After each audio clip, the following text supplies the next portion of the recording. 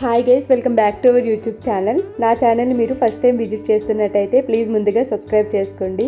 మన హైదరాబాద్లో విజిట్ చేయాల్సిన ప్లేసెస్ చాలా ఉన్నాయి కదా, అందులో యాదగిరిగుట్ట ఒకటి. మేము ఈరోజు అక్కడికే వెళ్తున్నాం అనమాట. నేను ఫస్ట్ టైం మెట్రో ఎక్కింది అయితే హైదరాబాద్లోనే ఎక్కా. ఆ రోజు అయితే చాలా ఎగ్జైట్ అయిపోయాను అనమాట. యాదగిరిగుట్టకి డైరెక్ట్గా మెట్రో ఆప్షన్ లేదు. మేమైతే సగం వరకు మెట్రోలో వెళ్ళి అక్కడి నుంచి బస్సులో వెళ్దామని ప్లాన్. ఆ రోజు వెదర్ అయితే చాలా బాగుంది చూడడానికి, అస్సలు ఎండలేదు, చిన్న చిన్న చినుకులు పడుతున్నాయి. వర్షం పడేటప్పుడు చాలా మంది వేడివేడిగా స్నాక్స్ తిందామని చూస్తారు. నాలాగా ఐస్ క్రీమ్ తినే వాళ్ళు ఎంతమంది ఉన్నారో కింద కమెంట్ చేయండి. మెట్రో స్టేషన్ నుంచి కిందకి దిగుతున్నప్పుడే మాకు డైరెక్ట్ యాదగిరిగుట్టకి ఒక బస్ కనిపించింది. ఈ బస్ మిస్ అయ్యి ఉంటే మాకు చాలా టైం పట్టేసేది నెక్స్ట్ బస్ కోసం. లక్కీగా ఈ బస్ కనిపించింది, వెంటనే ఎక్కేసాం. వెదర్ కోఆపరేట్ చేసింది అనుకున్నా ఇంకా చిన్న చిన్న చినుకులు పడుతున్నాయి.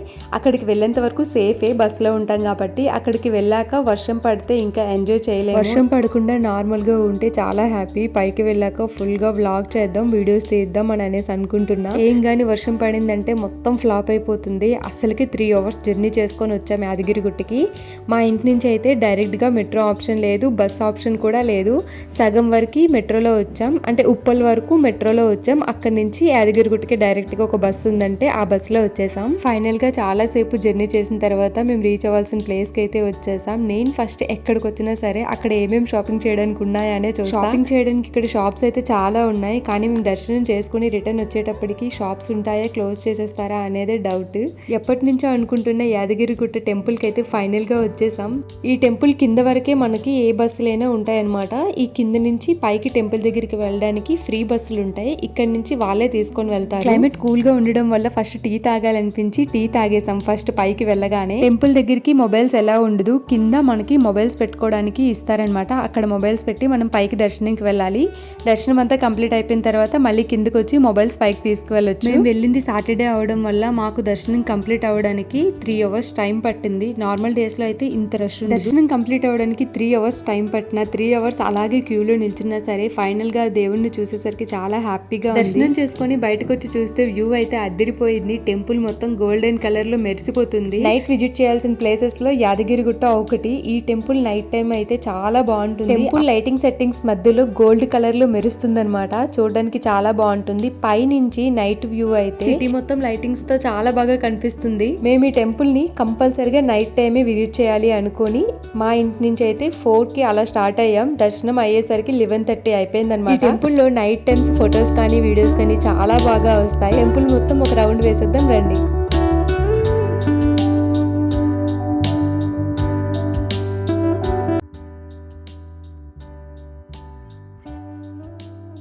నైట్ 12 అయినా సరే టెంపుల్ మొత్తం ఫుల్ రష్ గా ఉంది. ఇక్కడ చాలా మంది నైట్ టైమ్స్ పడుకుంటారంట. ఇక్కడ స్టే చేయాలనుకుంటే ఎవరైనా సరే రూమ్స్ కూడా ఉంటాయంట. మనకి ముందుగా కావాలి అనుకుంటే ఆన్లైన్ లో బుక్ చేసుకోవచ్చు. చాలా దూరం నుంచి వచ్చి దర్శనం చేసుకుని నైట్ టైమ్స్ లేట్ అయిపోతేనే రూమ్స్ లో స్టే చేస్తారంట. రూమ్స్ కూడా ఎప్పుడు అవైలబుల్ గానే ఉంటాయి. నిజంగా చెప్తున్నా, హైదరాబాద్ లో ఉన్న వాళ్ళు అయితే కంపల్సరిగా ఈ టెంపుల్ ఒక్కసారైనా చూడండి, చాలా బాగుంది. టెంపుల్ లో ఉన్నంత సేపు ప్రశాంతంగా ఉంటుంది. నాకైతే తిరుపతిలో ఉన్నంత ఫీల్ వచ్చిందనమాట ఒక్కసారిగా. ఇక్కడ పిక్చర్స్ కానీ వీడియోస్ కానీ చాలా బాగా వస్తాయి. గోల్డ్ కలర్ షైనింగ్ వస్తుంది కదా, ఆ షైనింగ్ వల్ల పిక్చర్స్ కానీ వీడియోస్ కానీ లుక్ చాలా బాగుంటుంది. పైన చాలా కోతులు ఉంటాయి. దర్శనం కోసం క్యూలో ఉన్నప్పుడు అయితే చాలా కోతులు మన పక్క నుంచే వెళ్ళిపోతాయి. హ్యాండ్ బ్యాగ్ లో చాక్లెట్స్ ఉంటే చాక్లెట్స్ వేసా, చాలా హ్యాపీగా అనిపించింది. దర్శనం అయితే చాలా హ్యాపీగా కంప్లీట్ అయిపోయింది. ఇంకా కిందకి వెళ్ళిపోదాం అనేసి స్టార్ట్ అయిపోతున్నాం.